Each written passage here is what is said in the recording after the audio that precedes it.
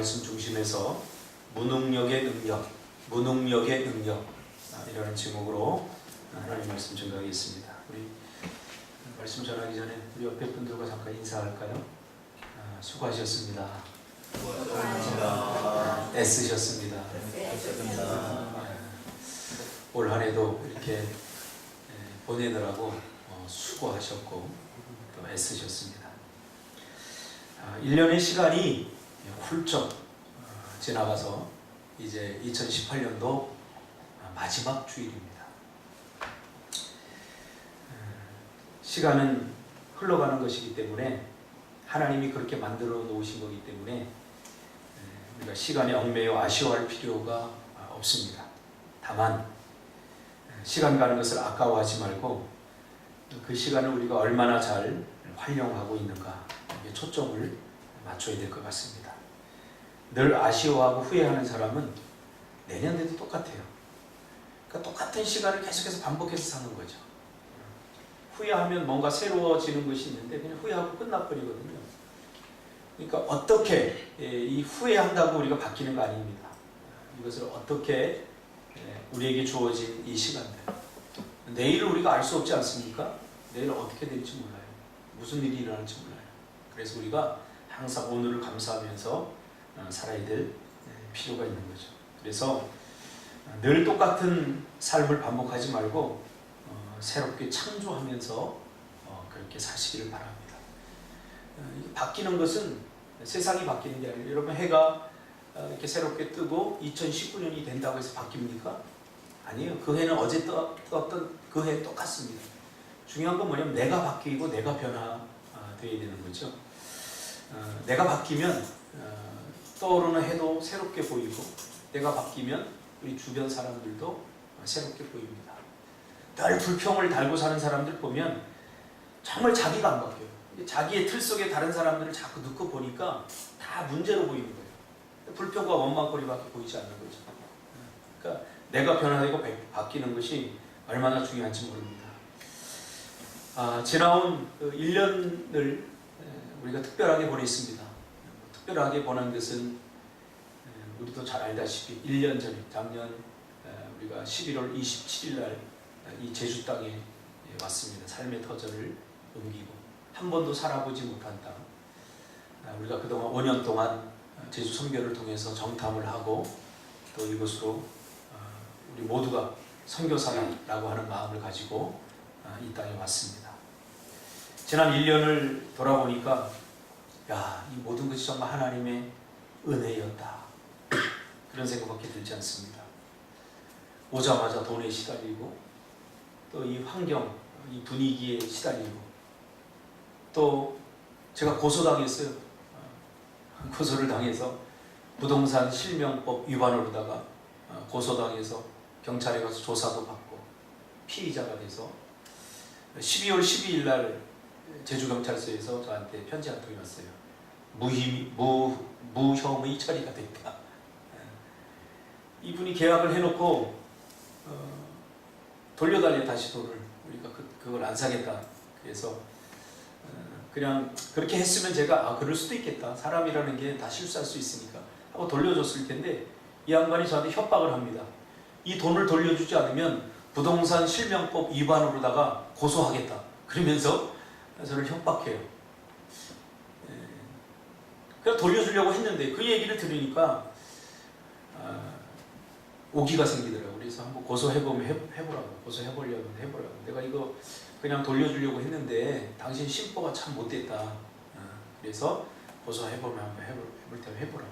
그러니까 정말 고소를 해가지고 상진 집사도 가서 조사를 받고 저도 조사를 받고 1년 내내 조사를 받았어요. 받고 나니까 뭐 나올 것이 없잖아요. 사실 그대로니까. 그래서 12월 12일 날 무혐의 처리가 됐어요. 그 경찰 조사를 받으면서 사람은 참 죄를 짓지 않았는데도 이게 참 힘들구나. 경찰서 가는 자체만으로도 힘들구나. 그런 생각을 해보았습니다. 지나온 시간들 참 많은 일들이 있었습니다. 또 우리와 함께 했던 사람들도 지금 우리와 함께 하지 않고 참 가슴앓이도 있었고 짧은 시간이었지만 너무나 좋은 환경 속에 지내면서 또 마음이 불편한 적도 많았습니다. 그러나 돌아보니까 모두가 하나님의 은혜로 훌쩍 보낸 것이 아니라 지나간 시간들을 이렇게 이번 주에도 제가 묵상을 해보니까 1월 달부터 12월 달까지 모두가 하나님의 은혜로 보석처럼 하나님의 은혜가 내 삶 속에 깊이 알랄이 박혀 있는 것을 발견하게 됐습니다. 집사람하고도 그런 얘기를 했습니다. 야, 정말 하나님의 인도하심이 너무나 감사하다. 하나님이 가장 적절할 때 사람들을 보내주시고 위로하시고 또 필요할 때 돈도 주시고 모든 것을 돌아보니까 모든 것이 다 하나님의 계획과 인도하심 가운데 있었다. 그런 생각을 하게 됩니다. 더군다나 우리는 이 낯선 땅에 와서 1년을 보냈죠. 쉽지만은 않은 시간들이었습니다. 아마 우리 하준이가 태어나고 또 우리 다온이 이렇게 보면서 1년도 안 된 아이들이 가지고 있었던 그런 낯설음, 그런 것들을 우리가 지금 가지고 1년을 살았습니다. 그럼에도 불구하고 잘 버티시고 여러분 잘 견디셨습니다. 이제 2019년도는 그냥 잘 버티고 견디는 삶이 아니라 2019년도는 좀 즐기고 또 기쁨이 넘치는 그런 삶이 되기를 주님의 이름으로 축복합니다. 살아보지 않은 삶을 사니까 힘들어요. 도시에서는 모든 게 다 인프라가 갖춰져 있어서 제가 불 떼는데 나무를 하지 않아도 되거든요. 화목난로 있으니까 가스를 떼도 되는데 뭐 겨울에는 우리가 저 방을 다 대피가 하면 40만 원 나올 것 같더라고요. 그 아끼느라고 제가 나무를 또 하고 도끼질을 하고 이렇게 하니까 또 여기도 아프고 굳은 살도 베기고 제 손이 여자 집사님들이 이렇게 악수할 때 잡으면 목사님 손은 부드러우고 이러는데 저번에 장모님이 와서 제 손을 잡더니 박서방 손이 왜 이렇게 거칠어졌어 그러더라고요. 굳은 살이 이제 다 박혔습니다. 굳은 살이 박혀야 될 것 같아요. 굳은 살. 제주에 와서 우리가 사는 게 참 녹록지 않습니다. 1년을 보내고 나서 정말로 제 마음속에 정말 하나님 감사합니다. 참 고맙습니다. 이런 생각이 들더라고요. 제가 육지에 있을 때는 이런 마음이 든 적이 별로 없거든요. 1년을 지내면 참 바빴구나. 정말 하나님 은혜 감사하구나. 이렇게 피상적으로만 생각했는데 여기 와서 살고 1년을 살고 나니까 제 마음속 깊은 곳에 야, 정말 하나님의 은혜다. 이게 모든 것들이 하나님의 은혜다. 그러면서 감사합니다. 이런 말이 저절로 나오더라고요. 그러면서 어떤 말씀으로 올 한 해를 마무리할까 묵상을 하다가 하나님이 오늘 본문의 말씀을 주셨어요. 이 말씀을 나누면서 위로와 또 은혜가 함께 있기를 소망합니다. 하나님이 주신 마음은 뭐냐면 우리 성도들을 좀 위로했으면 좋겠다. 그런 마음이 들더라고요. 그러면서 하나님께는 감사했으면 좋겠다. 이 하나님은 역사의 주이고 역사의 마지막에는 항상 평가가 기다리고 있음을 우리는 늘 기억해야 됩니다. 하나님은 역사의 주인이십니다. 그리고 성경의 여러 군데에서 하나님께서 우리에게 일을 맡기시고 그 일에 대한 평가를 하나님께서 항상 하십니다. 시간도 마찬가지입니다. 시간도 하나님이 우리에게 주신 선물이죠. 재능도 하나님이 우리에게 주신 선물입니다. 이것을 1년 동안 우리가 얼마나 잘 사용했느냐. 나 말고 다른 사람에게 이 일을 맡겼으면 더 잘할 수도 있었을 텐데 그런 생각 들지 않습니까? 내 대신 누가 나 같은 인생을 살라고 준다면 더 잘 살 수 있을 것 같은데 이런 생각을 가끔 하게 됩니다. 늘 우리가 부족함을 느끼죠. 1년을 살고. 저도 지금 엊그제 같은데 20대가 엊그제 같고 10대가 엊그제 같은데 벌써 이제 50줄에 들어서 60줄을 바라보고 이제 나가게 됐어요. 잠깐이에요, 잠깐. 인생이라는 게 금방 지나가요. 근데 지나가는 것에 대한 안타까움을 갖지 말고 우리가 지금 무엇을 하면서 살고 있는가, 그것을 우리가 생각해야 됩니다. 그래야 희망이 생기는 거죠. 그렇다고 조바심을 갖거나 어떤 위기의식을 가질 필요는 없습니다. 그저 하루하루 믿음으로 우리의 삶의 현장에서 늘 하던 대로 보내면 될 것 같습니다. 여러분, 이게 중요합니다. 우리가 무슨 특별한 시간, 특별한 것들을 하려고 하지 말고 우리가 보내는 일상적인 평범한 시간들, 그 하루하루를 늘 하던 대로 사는 것. 우리가 늘 뭘 하고 사느냐, 이게 중요한 거예요. 늘 우리가 하던 대로 사는 삶이 우리의 삶인 거죠. 어떤 특별한 하루의 삶, 특별한 시간들이 우리가 아니라 늘 우리가 하던 대로 사는 삶, 그것이 우리의 삶인 거죠. 여러분, 이것을 우리가 절대로 잊어서는 안 되는 것입니다. 사람들은 특별한 것을 기억하죠. 아, 저 사람 특별한, 올림픽에서 금메달을 땄어. 어떤 특별한 것. 그래, 저 사람 대단한 사람이야 라고 말하지만 그것은 그 사람의 아주 일부죠. 그리고 그 사람의 전부가 아닙니다. 그 사람의 전부는 평범한 시간을 보내는 그 평범함 속에 있다는 것을 우리가 절대로 잊어서는 안 돼요. 왜냐하면 하나님은 그걸 보기 때문에 그렇죠. 평범한 시간들 속에서 하나님은 우리가 무엇을 하고 살아가는지, 그것을 하나님께서 보라고 하시는 거죠. 그러므로 올 한 해가 우리가 정말로 후회가 많구나, 우리가 이렇게 살아서는 안 되겠구나, 그러면서 항상 이런 깨달음을 극단적으로 해결하려고 하는 사람들이 있습니다. 끝과 끝에서 하려고, 해결하려고 하는 사람들이 있습니다. 그래서 이렇게 살아서는 안 되겠다, 내가 선교사라도 나가야 되겠다. 나가봤자 별 의미 없습니다. 하나님은 어떤 우리에게 특별한 것들을 모두 하기를 원하지는 않습니다. 우리가 보내야 되는 많은 시간들은 평범한 시간들입니다. 올 한 해도 그렇지 않았습니까? 그러므로 이런 생각은 건강하지 못합니다. 그래서 저는 별로 좋아하지 않습니다. 특별 새벽 기도회, 기도를 오죽 안 하면 특별 새벽 기도회까지 할까? 한국 교회가 만들어낸 아이러니입니다. 그냥 평소에 기도해야 되는데 기도 하도 안 하니까 특별 새벽 기도회 이런 거 만들잖아요. 그리고 특별 작전 기도회, 기도 안 하니까. 참 이거 우리 교회는, 제가 목회를 시작하기 전에는 그래서 난 특별 새벽 기도 절대 안 할 거야. 근데 제가 목회를 해보니까 안 할 수가 없어요. 그나마 이렇게라도 해야지 기도하니까. 그러니까 우리의 수준을 좀 높일 필요가 있어요. 특별히 익숙해지면 안 됩니다. 특별히 익숙해지면 평범한 대부분의 우리의 시간들을 우리가 놓치고 살아갈 수밖에 없는 거죠. 오늘 우리가 살펴볼 빌라델비아 교회는 그런 의미에서 굉장히 평범한 교회입니다.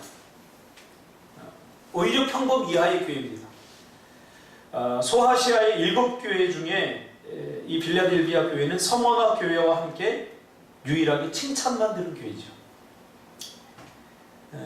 칭찬만 듣는 거 쉽지 않습니다.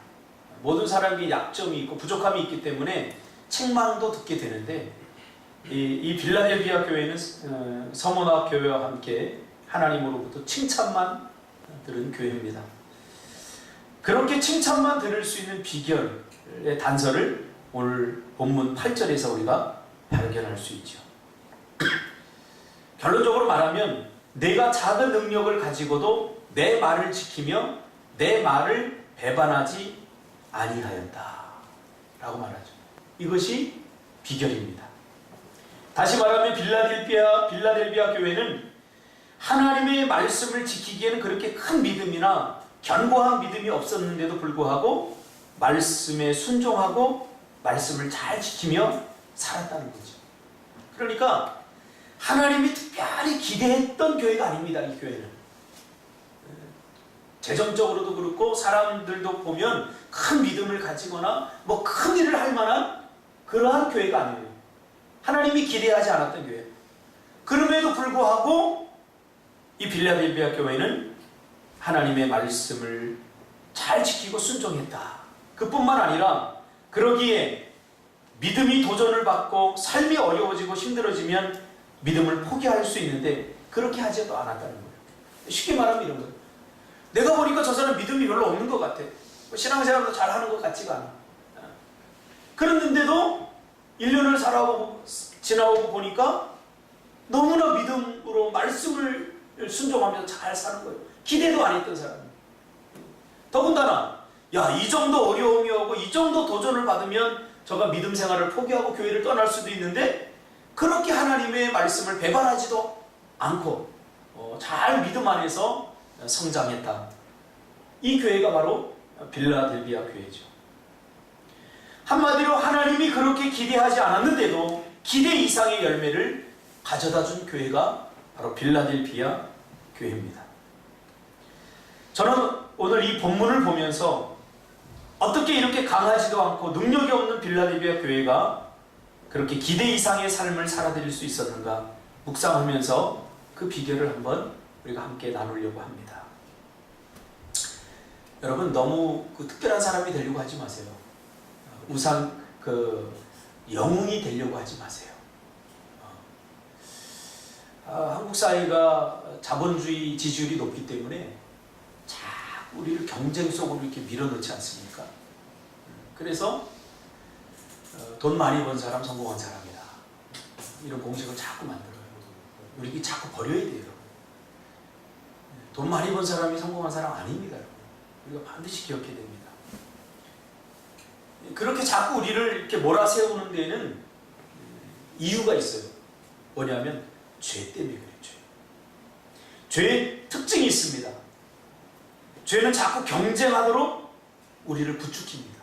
이번 주에도 제가 극동방송에 이제 설교 1월달치를 설교를 해서 떠서 올려야 되는데 설교를 이렇게 준비하면서 어떤 설교를 할까 제가 기도하면서 고민하는데 하나님이 원래 내가 하려고 했던 설교보다 내가 설교문을 작성하면 자꾸 이게 마음에 안 들어와요. 영적으로 이 감동을 안 줘요. 그러다 보니까 내가 설교를 하고 나서 어떤 설교를 했는가 이렇게 보니까 죄에 대한 설교를 하게 하시더라고요. 제가 극동방송을 요새 잘 듣습니다. 설교도 어떻게 설교를 하나 제가 이제 봐야지 또 설교를 제가 잘 할 수 있으니까 보는데 극동방송에 나오는 설교 중에 죄에 대해서 심각하게 다루는 설교가 별로 없어요. 이 굉장히 중요한 문제입니다. 언제부턴가 한국 교회가 죄에 대해서 구렁이 담론마다 슬쩍 넘어가 버리면서 타락이 오기 시작했어요. 타락이 오기 시작했어요. 결국 성경은 뭐예요? 죄의 문제를 우리에게 다루고 있지 않습니까? 죄가 하나님과 우리 사이를 갈라놓고 죄 때문에 우리 인생에 비극이 오는 거예요. 그러니까 죄의 특징이 있는데 자꾸 우리를 경쟁하도록 부추긴다는 거예요. 경쟁을 통해서 사람을 지치게 합니다. 자꾸 경쟁하게 합니다. 제가 저번 주에도 설교했듯이 이 정도면 우리 잘 살지 않습니까? 얼마나 더 잘 살아야 됩니까? 경쟁을 통해서 자꾸 사람을 지치게 하고 사람의 시간을 빼앗고 여유가 없게 만들어버립니다. 뿐만 아니라 경쟁은 미움의 구도를 만들어냅니다. 저 사람과 경쟁하다 보면 서로 경쟁이 붙으면 서로 좋은 경쟁이란 우리 인간 사이에는 없는 것 같아요. 저를 밟고 눌러야 내가 일어서게 되는 거예요. 장사를 하도 그렇지 않습니까? 우리 장사 다 해봤잖아요. 장사를 하니까 우리 집사람 어느 날 그래요. 우리 떡볶이집으로 가야 되는데 태안이 집사하고 보람 집사 가는 떡볶이집으로 가야 되는데 그 옆에 집으로 가면 큰일 난 것 같은 마음이 들어요. 자꾸 경쟁하니까 서로 잘 되게 해야 되는데 그렇지 않다는 거죠. 이게 뭐예요? 다 죄가 하는 역할들이죠. 너도 잘 되고 나도 잘 되면 좋다. 이런 것은 그냥 구호일 뿐이지 실제적으로 네가 잘 되면 내가 굉장히 배가 아픈 거죠. 배가 아픈. 다른 사람을 내가 잘 되기 위해서 짓밟고 눌러야 하는 그런 과정을 우리가 필수적으로 겪어야 되는 그런 사회 시스템입니다. 그래서 우리는 여유가 없죠. 뭔가 쉬어도 쉬는 것 같지 않고 좀 쉬었으면 좋겠는데 뭐를 자꾸 해야 돼. 참된 쉼이 없어요. 그렇게 함으로써 내가 얻는 것이 뭐냐면 바로 능력이죠. 능력. 그러니까 우리가 결국 갖고 싶은 건 뭡니까? 능력을 갖고 싶은 거죠. 능력이란 다른 사람이 해내지 못하는 것을 해내는 힘이죠. 그러니까 돈 버는 능력, 성공하는 능력. 이 능력이 있어야 우리가 된다고 우리 모두가 지금 다 생각하고 있는 거예요. 그러니까 우리가 추구하는 거 결국 뭡니까? 능력입니다. 올해도 제 제자가 하나 찾아가 왔어요. 저한테. 육지에서 찾아왔는데 저하고 이렇게 이야기를 하는데 이 친구 처음부터 끝까지 다 하는 얘기가 돈에 대한 이야기밖에 없어요. 목사님, 내가 돈을 이만큼 벌었습니다. 나 그래도 성공했죠. 앞으로 돈을 이렇게 벌 겁니다. 보니까 불법 도박 사이트를 운영을 했더라고요.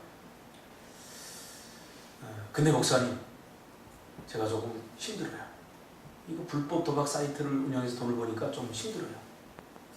이래도 되는 겁니까? 그거 꼭 물어봐야 합니까? 그거 꼭 물어봐야 알아요? 그래서 내가 그랬어요. 되는 건 되는 거고 안 되는 건 안 되는 건데 그러면 안 되지. 본인은 그것을 능력이라고 생각해요. 자기가 가지고 있는, 다른 사람들은 하지 못하는 자기가 그래도 투자해서 자기가 얻은 스킬, 기술이라고 생각해요. 그러니까 자기는 가난하게 사는 사람들 이해가 안 된다는 거예요. 이렇게 돈 벌기가 쉬운데. 응? 책상에 앉아 3시간 뭐 이렇게 다 컴퓨터로 탁탁탁탁 하면 몇 천만 원, 몇 백만 원이 들어오는데 자기 이해가 안 된다는 거예요. 가난하게 사는 사람들.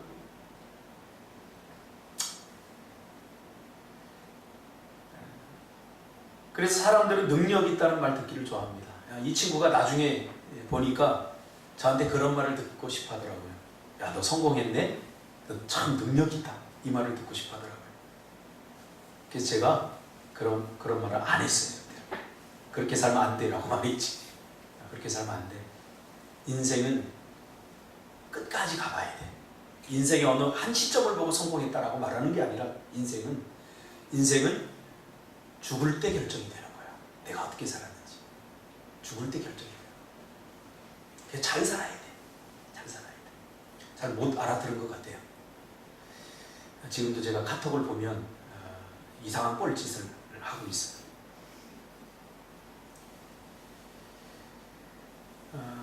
세상 사람들이 생각하는 능력과 성경이 말하는 능력은 좀 다릅니다. 세상 사람들이 말하는 능력은 사람을 극대화시켜서 얻게 되는 거죠. 그러니까 다 열심히 일하고 다 많이 노력하고 다 많이 다른 사람보다 더 많이 수고하고 해서 얻게 되는 것이 능력이다라고 생각을 합니다. 근데 성경에서 말하는 능력은 결론적으로 말하면 무능력입니다. 무능력이 능력이다. 능력 없는 것이 능력이다. 그렇게 말하는 거죠. 내가 최선을 다해도 소용이 없다. 내가 노력해봐야 어쩔 수 없다. 그러니 아무것도 하지 말라. 뭐 이런 의미는 아닙니다. 무능력이 능력이라고 하는 말은 네가 아무리 노력하고 힘쓰고 애써도 다 하나님께서 하실 것이기 때문에 너는 아무것도 안 해도 된다. 그러니 너는 아무것도 하지 말라. 하나님께서 다 알아서 하실 것이다. 이렇게 말하는 게 아니죠. 이 무능력이라고 하는 것은. 성경에서 말하는 능력을 가장 잘 표현하고 가장 많이 경험한 사람이 바로 사도 바울입니다. 그러니까 무능력의 능력. 이게 무슨 말이냐면 사도 바울에게는 치명적인 약점이 하나 있었는데 바로 육체의 가시로 표현된 성경 학자들은 간질이나 혹은 안질이다. 이렇게 이야기합니다. 그래서 안질 쪽으로 많이 가죠. 사도 바울은 눈이 굉장히 좋지 않았다. 또 성경의 여러 곳에서 그가 눈 나쁘다는 것을 반증할 수 있는 근거, 단서도 좀 있어요. 근데 저는 그것이 과연 육체의 가시였을까? 저는 성경을 보면서 저는 제 견해는 약간 간질 쪽으로 더 많이 치우쳐요. 간질 알죠? 뭐 원인을 알 수 없지만 DNA 염색제 40몇 번 염색제 문제가 생겨서 사람들이 그 자극을 받으면 그냥 거품 물고 쓰러져 버리는 거죠. 참 곤란했을 거예요. 만약에 사도 바울이 간질이었다고 하면. 여러분 지금까지 안질이었다고 많이 들었기 때문에 저는 간질의 입장에 조금 설명해 보면, 아무튼 간질이든 안질이든 그건 중요한 게 아닙니다. 그가 그것 때문에 육체의 가시로 표현될 만큼 굉장히 고통스러웠다는 거죠. 그럼 간질이었다고 생각해 보세요.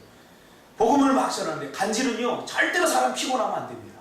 필요하면 안 됩니다. 저도 간질 환자들 이렇게 만나보고 또 제자들도 그런 사람이 있었는데 예배드리다 갑자기 쓰러져요. 거품을. 왜 그러냐? 조금 전에 조금 피로하게 우리가 활동을 했거든요. 수련회 가서 좀 활동을 했는데 그 피곤하니까 그냥 쓰러져. 그러니까 사도 바울이 만약 간질이었다면 이게 정말 육체의 가시 아닙니까? 그 피곤한 복음 전도의 길에 수시로 쓰러졌을 거 아닙니까? 육체의 가시죠. 여러분, 사도 바울이 뭐 때문에 기도했겠어요? 하나님, 나 이 간질만 아니면 나 복음을 더 잘 전할 수 있는데, 나 간질만 아니면 더 큰 일을 할 수 있는데, 더 열심히 할 수 있는데, 이 간질 때문에 내가 최선을 다하지 못하고 이 간질 때문에 내가 복음 전하는데 참 문제가 심각합니다. 또 하나, 자신이 고통당하는 건 그래도 괜찮아요. 사람들이 그 간질로 쓰러지는 사도 바울을 보면서 얼마나 민망했겠어요. 야, 너나 잘하지. 네 병도 못 고치면서 무슨 복음 전도야? 어? 그러지 않았겠어요? 너나 잘하지. 너나 잘하지. 그런 노래도 요새 있지 않습니까? 너나 잘해라. 그런 노래. 그러니까 이게 가시죠. 복음 전하는 일을 하지 않았다면 이 가시가 되지 않아 개인적인 질병이었을지 모르지만 이것이 복음을 전하고 하나님의 영광을 드러내는 일을 할 때는 이것이 엄청난 가시 역할을 하는 거죠. 매일 찌르는 거죠. 매일 찌르는 거죠. 사도 바울이 이것을 육체의 가시로 표현했으니 이것 때문에 얼마나 힘들고 고통스러웠는지 우리가 미루어 짐작할 수 있습니다. 이것만 아니라면 여러분들에게 혹시 이런 거 있나요? 야, 이것만 아니라면 내가 정말 주를 위해서 더 열심히 살 수 있고 이 컴플렉스만 아니라면 내가 좀 더 멋진 사람이 될 수 있고 내가 더 성공할 수 있고 야, 내가 만약 서울대학 나왔다면 야, 내가 만약 우리 부모가 더 부자였다면 저는 그런 생각 많이 했어요. 야, 나한테 아버지만 계셨다면 어릴 때 그런 생각 많이 했어요. 결정적인 순간에 찌르는 거죠. 그래서 뭔가를 하는 게 두렵죠. 치명적인 약점이죠. 사도 바울은 그것을 가지고 있었다는 거예요. 여기에 대한 하나님의 응답이 무엇입니까? 사도 바울이 수도 없이 기도했어요. 이것 때문에. 하나님, 이것만 해결해 주시면, 이 문제만 해결해 주시면. 그 육체의 가시는 여러분들에게 다양하게 나타날 수 있어요. 육체의 가시. 그러니까 사도 바울에게는 간질이나 안질이었죠. 그래서 하나님께 얼마나 많이 기도했겠어요. 얼마나 많이 하나님께 절박하게 기도했겠어요. 근데 하나님이 주시는 응답이 무엇입니까? 고린도후서 12장 9절. 내 은혜가 내게 족하도다. 야, 이마 잔소리하지 마. 내 은혜가 내게 족해. 이 말은 뭐예요? 이게 좋은 말로 표현한 건데 야, 그나마 너 그렇게 아프니까 너 나를 믿는 거고 복음 전도를 그나마 그렇게 하는 거지. 나를 더 많이 의지하는 거지. 너 그 육체 가시가 없었으면 너 어땠을 것 같아? 라고 말하는 거죠. 때론 제가 목사하는 것이 나 같은 사람이, 물론 다른 목사를 말하는 건 나 같은 인간적 기질이 충만한 사람이 목사하는 게 정말 힘들어요. 전 세상 거 좋아하고 누구보다 성공하고 싶은 열망이 가득 차 있었고 세상 거 너무 좋아하는 나 같은 사람이 목사하는 게 정말 힘들어요. 전 날마다 저는 그렇게 생각해요. 야, 내가 목사 자격이 있나? 그래서 내 친구들을 보면서 정말 성품 좋은 사람들이 있거든요. 정말 말도 목사처럼 하는 사람이 있어요. 전화해도 박 목사 잘 계시나? 이러면서 좀 적응이 안 돼요. 저는 그런 말이. 그럼 제가 이 새끼야 말 똑바로 해. 잘 있어. 나 그러거든요. 초등학교, 중학교 때 친구. 나에게 조금 더 이 목사다운 좋은 기질과 좋은 성품과 그런 것들을 주셨으면 야, 내가 참 이 목사하기도 조금 더 좋았을 텐데. 사람들이 우리 교회 와서 목사 찾아요. 제가 인천에 있을 때 제가 사무실에 있으면 제가 추리닝 입고 뭐 머리도 거칠하게 하고 늘 뭐 일하고 뭐 그러니까 목사님 어디 계시냐고 찾아요. 그럼 제가 민망하니까 제가 목사님 잠깐 어디 가셨다고 그럴 때도 있고 제가 찾아볼게요 그럴 때도 있고 또 어떨 때는 좀 민망. 제가 목사인데요. 그럴 때도 있어요. 야, 하나님이 내 외모나 내 성품이나 이런 것들을 조금 목사답게 만들어주시면 참 좋았을걸. 그런 생각을 할 때도 있습니다. 근데 그때마다 하나님이 저에게 주시는 게 뭔지 아세요? 내 은혜가 네가 족하다입니다. 무슨 말이에요? 네가 약해야 강해진다는 겁니다. 네가 무능해야 능력자가 된다는 말이죠. 왜요? 사람은 누구나 다 항상 자기가 가장 잘하는 것, 자기가 가진 능력을 의지하게 돼 있거든요. 그래서 돈 많은 사람은 돈을 하나님 의지 절대 안 합니다. 우리 까놓고 얘기하죠. 내가 좋은 대학 나왔으면 자기 지식 더 많이 의지하지, 하나님 의지하는 척 하면서 하나님 절대 잘 의지 안 해요. 사람은 자기가 가지고 있는 능력을 의지하게 되어 있거든요. 그래서 자꾸 자기를 내세웁니다. 자기 경험, 자기 실력, 자기 성품, 자기 능력. 하나님이 이렇게 하라 라고 하면, 하나님 내 생각에는, 내가 서울대학 나왔는데 내 생각에는 그렇게 하면 안 될 것 같은데요. 하나님, 내가 나이가 지금 70인데요. 내가 살아보니까 그렇게 하면 안 되겠던데요. 자기 경험, 자기 지식. 하나님, 내가 해보니까 자꾸 그래요. 사람은 정말 하나님을 의지하고 하나님의 말씀에 순종하기보다는 자기가 가지고 있는 것 붙들고 자기가 가지고 있는 것을 의지하게 돼 있어요. 솔직히 얘기해보자. 그러다 보니 항상 하나님의 능력, 하나님의 말씀에 순종하는 것은 뒷전이고, 그러다 보니 자꾸 하나님을 의지하고 하나님께 가까이 하려기보다는 자기가 가진 것에 집착하다 보니까 자기에게 투자하는 거죠. 자기 능력, 자기 커리어를 자꾸 쌓으려고 하는 거죠. 사도 바울도 늘 여기에 시달렸어요. 사도 바울이 어떤 사람입니까? 당시에 가장 뛰어난 학문을 한 사람이에요. 가장 좋은 혈통에서 태어난 사람이에요. 주변 사람부터 가장 존중받고 존경받던 사람이에요. 그러니 내가 하나님을 의지하기보다 자기가 배운 것들, 자기 경험, 자기 것들 자꾸 의지하게 되겠죠. 내가 물어볼까요? 박준석 집사한테 내가 만약에, 박준석 집사가 그래도 지금 한 2년째 이제 물류 회사에 들어가서 물류의 시스템이나 이 물류의 모든 것들을 지금 잘 배우고 있는데, 내가 야 준석아, 물류라는 거 그러면 안 돼. 하나님이 이거 이렇게 하라고 하셔. 이렇게 해봐. 한 박준석 집사가 예 목사님, 하나님 뜻이 내가 그렇게 해보고 있습니다. 그런 마음이 들겠습니까? 절대 안 됩니다. 아이, 목사님 목회나 잘하세요. 물류는 내가 더 목사님보다 더 많이 알아요. 그런 적 있었지? 몰라, 아니야. 나도 그래 봤어요. 자꾸 자기가 가진 것, 자기가 배운 것, 이런 거 의지하게 되거든요. 사도 바울은 누구보다 똑똑하고 공부도 많이 했고 혈통도 좋았고 사회적으로 존경받을 수 있는 지위에 있었거든요. 그러니 자꾸 자기가 가진 것으로 뭔가 하려고 하는 유혹을 받게 되다 보니까 어떻게 해요? 결국 하나님의 일을 한다고 하면서도 결국 자기가 하고 싶은 하나님의 일을 하게 되는 거죠. 하나님이 나에게 하라고 주신 것에 집중하기보다는 자기가 하고 싶은 대로 하나님을 섬기고, 자기가 하고 싶은 대로, 자기가 생각하는 대로 예배하고, 자기가 생각하는 대로 사역을 했겠죠. 오늘날 한국 교회에 그나마 믿음이 있다라고 하고 그나마 하나님을 좀 섬긴다고 하는 사람들이 가진 치명적인 약점입니다. 치명적인 약점.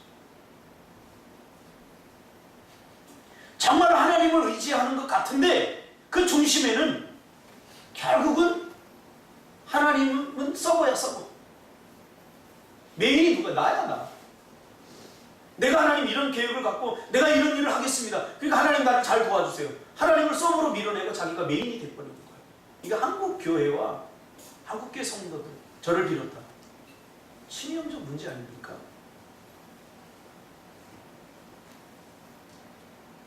사도 바울도 여기에 시달린 거죠. 사도 바울도 사람이기 때문에. 그래서 사도 바울은 다 깨달았죠, 영적. 만약에 나에게 매일 찌르는 육체의 가시 같은 이 질병, 이 질고가 없다면 나는 사도 바울 일수조차 없다. 내가 하나님을 이렇게 의지했겠는가? 내가 하나님께 이렇게 매달렸겠는가? 하는 것을 깨닫게 되죠. 그래서 그는 하나님의 이 말씀, 내 은혜가 내게 족하다 라고 하는 이 말씀을 받아들인 거죠. 그래서 그는 매일 자신을 억누르고 찌르는 견딜 수 없는 고통을 끌어안고 살기로 한 것입니다. 그것 때문에 불평하고 그것 때문에 원망한 게 아니죠. 자기의 치명적 약점, 가장 약한 것, 다른 사람에게 보여주고 싶지 않은 아픔과 상처, 그것 때문에 내가 겸손할 수 있고 하나님을 더 의지할 수 있다면 그것이 가장 강한 약함인 거죠. 그러니까 하나님 앞에 하나님 나 이런 능력이 있습니다. 나 대단한 사람입니다. 하고 자기 것으로 나가지 않고 이런 사람들은 철저히 자기 것을 다 내려놓죠. 그래서 사도 바울은 그 육체의 가시, 자기가 가지고 있는 이 고통이 하나님의 은혜임을 깨닫게 된 거죠. 이것이 아니면 절대로 하나님은 그렇게 간절히 원하고 구하지 않았을 것임을 알게 된 거죠. 우리 세범이네가 어제 중국으로 갔어요. 그분이 그런 비슷한 이야기를 하더라고요. 큰딸을 낳으면서 얼마나 부모가 기대했겠습니까? 큰딸을 낳는데 큰딸이 장애가 있어요. 만약에 그 가정에 그 큰딸만 없었다면 얼마나 행복했겠어요. 그렇죠? 도시에서 살다가 하도 아이들이 왕따를 시키고 뿐만 아니라 그 둘째, 셋째까지 그거에 시달리는 거야. 그러니까 뭔가 좀 스트레스 안 받는 곳에 아이를 양육하고 싶다. 우리 제주도로 온 거예요. 제주도로 와서 교회를 정하고 하는데 사람 사는데 다 똑같지. 전에 있던 교회에서 애들이 막 놀리는 거예요. 바보. 거기다가 그 둘째 여름이 또 셋째까지 막 놀려대는 거예요. 그래서 저희 교회로 옮겼던 거예요.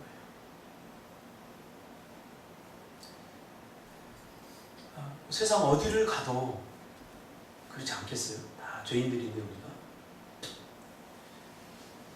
그래서 자기가 하나님을 더 의지할 수밖에 없다라고 고백하는 걸 제가 들었어요. 우리는 야 내가 그렇지 않아 참 다행이다라고 생각할지 모르지만 사람은 정말 야가스요. 내가 경험해보지 않으면 절대로 그 사람의 입장을 이해 못합니다. 우리가 이해한다고 함부로 말해서는 안 돼요. 내가 경험해보지 않는 것은 십자가의 이 고통을 느껴보지 않는 사람, 믿음 있는 사람 참 대단한 거예요. 예수님의 이 십자가의 고통을 느껴보지 않는 사람은 절대로 다른 사람을 이해하는 것이 불가능합니다.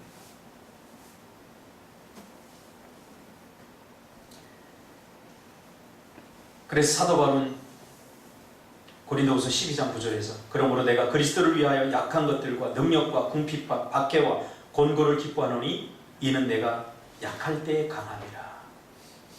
다시 말하지만 그러면 내가 아무것도 하지 않아도 되는 것이 아니라 나는 최선을 다해서 하고 그러나 그 최선에 희망을 둬서는 안 된다.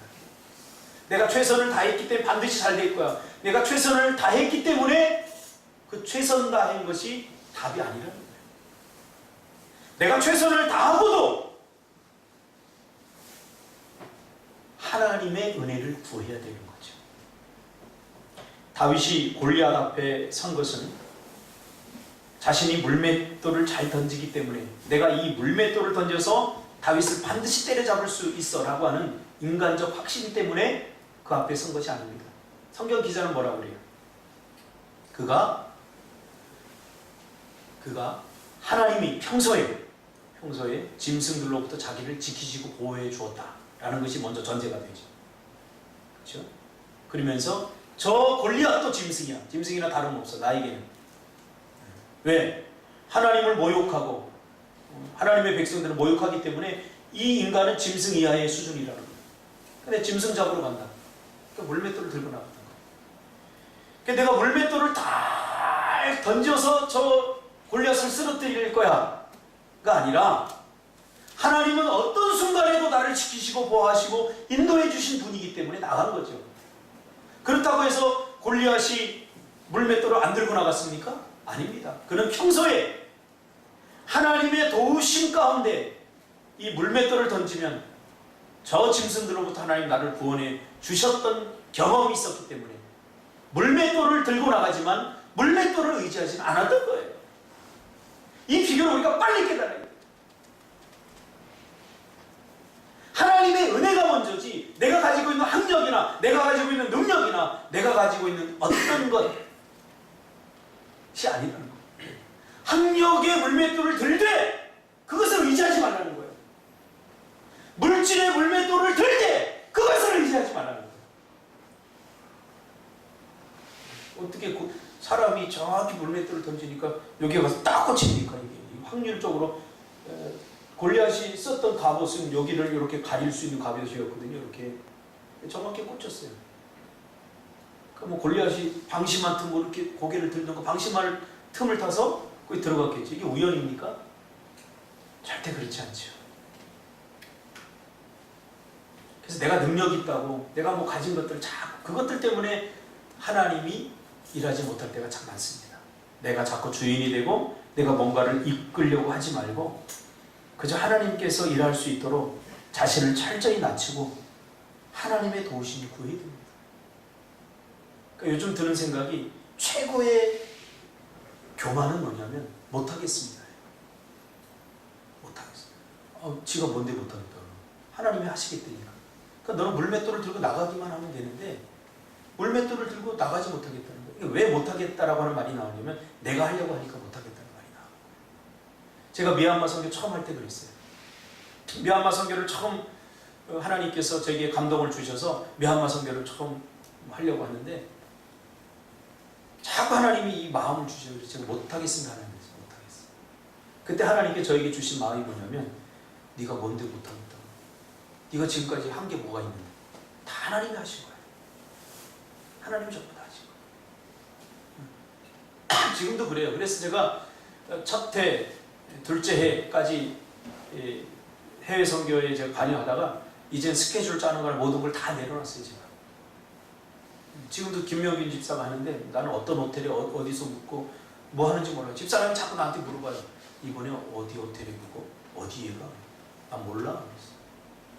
정말 친구 목사들이 와가지고 저한테 자꾸 물어요. 뭐 어떤 비행기를 타고 어디에서 경유하고 몇 시간 있다가 가고 무슨 항공을 타고 오고 막 물어봐요. 그래서 내가 몰라. 그래서 별로 알고 싶지도 않아요. 그런 거. 그냥 맡겨놨으니까 잘 알아서 하겠죠. 명기 집사가 얼마나 잘하는데요. 그리고 저는 하나님의 도우심만 거예요. 하나님 도와주세요. 이번에 가서 우리가 놀러 가는 거 아니기 때문에 복음을 전하러 가는 꼭 놀라운 은혜 역사들 나타나게 해주세요. 기도하는 거죠. 왜냐하면 전 저를 잘 알기 때문에 그렇죠. 제가 한 20년 전에부터 해외 선교 다녔거든요. 내가 얼마나 나 자랑하기 좋아하는데 내가 하고 나서 은밀하게 사람들이 쳐주는 박수에 얼마나 내가 신나하는데 사람들이 저한테 야 박전도사 너 아니면 안 돼. 야 네가 오니까 이 청소년부가 이렇게 부흥됐네. 그런 것은 내가 얼마나 즐기는 사람인데요. 네가 중요해. 네가 주인공이야. 하나님이 결코 기뻐하잖아요. 저도 그런 얘기 들으면 얼마나 기분 좋은데요. 야 박목사 설교 너무 잘한다. 이런 소리 들으면 설교 더 잘하기 위해서 밤을 새우고 그런 소리 더 많이 듣기 위해서 막 제가 부교육자 때 막 설교하고 나면 문자가 와요. 그때는 카톡이 없어요. 문자가 있어요. 문자가 다 가고 박전 목사님 담임 목사님보다 설교 더 잘하십니다. 그러면 역시 이러면서 얼마나 즐겼던 사람이에요. 하늘 끝 모르고 올라가는 거예요. 이게 인간이에요. 저와 여러분은 다 똑같아요. 그러다 사람이 무너져 버린다니까요. 그러니까 무능력해지세요. 하나님 앞에. 못합니다 하지 마세요. 뭐 당신 보고 하라는 거 아니잖아요. 하나님이 다 하셔. 그냥 나는 물맷돌만 들면 돼. 물맷돌. 그러니까 배우지 못했어도 부자가 아니라 돈도 없었어도 자꾸 내가 하려고 하니까 내가 하니 못하니 자꾸 그러는 거거든요. 다 내려놓으세요. 내려놓으시고 그냥 물맷들 들 용기만 가지면 돼요. 그러면 하나님께서 뭐 이렇게 던져도 뒤로 던져도 골리앗 머리에다가 딱 맞출 거예요. 다 하나님이 하시기 때문에 그렇죠. 그러므로 여러분 철저히 하나님 앞에서 무능력해지시기 바랍니다. 할렐루야. 다 무능력해지세요. 기도하겠습니다.